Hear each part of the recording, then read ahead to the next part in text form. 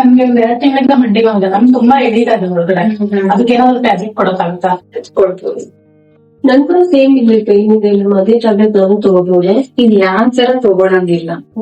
ಒಬ್ಬರು ಕೊಟ್ಟಿರೋ ಮಾತ್ರೆ ಆ ತರ ಇನ್ನೊಬ್ರು ತಗೊಳಂಗಿಲ್ಲ. ಯಾಕಂದ್ರೆ ಎಷ್ಟೊಂದ್ ತರದ ನೋವುಗಳಿರುತ್ತೆ. ಮೊದಲನೇದಾಗಿ ವಿಸರಲ್ ಪೇನ್ ಅಂದ್ರೆ ಒಳಾಂಗಗಳಿಂದ ಹುಟ್ಟುವ ನೋವು. ಅದು ಒಳಗಡೆ ಹಿಂದಿದ ಹಾಗೆ ಎಳೆದ ಹಾಗೆ ನೋವಾಗುತ್ತೆ.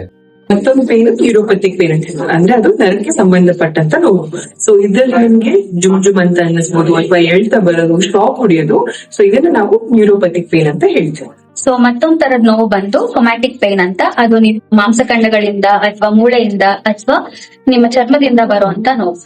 ಇನ್ನೊಂದು ತರದ ನೋವು ಅಂದ್ರೆ ರೆಫರ್ಡ್ ಪೈನ್ ಅಂತ. ಸೊ ರೆಫರ್ಡ್ ಪೈನ್ ಅಂದ್ರೆ ತೊಂದರೆ ಒಂದ್ ಭಾಗದಲ್ಲಿ ಇದ್ರೆ ನೋವು ನಿಮ್ಗೆ ಬೇರೆ ಭಾಗದಲ್ಲಿ ಕಾಣಿಸ್ಕೊಡುತ್ತೆ.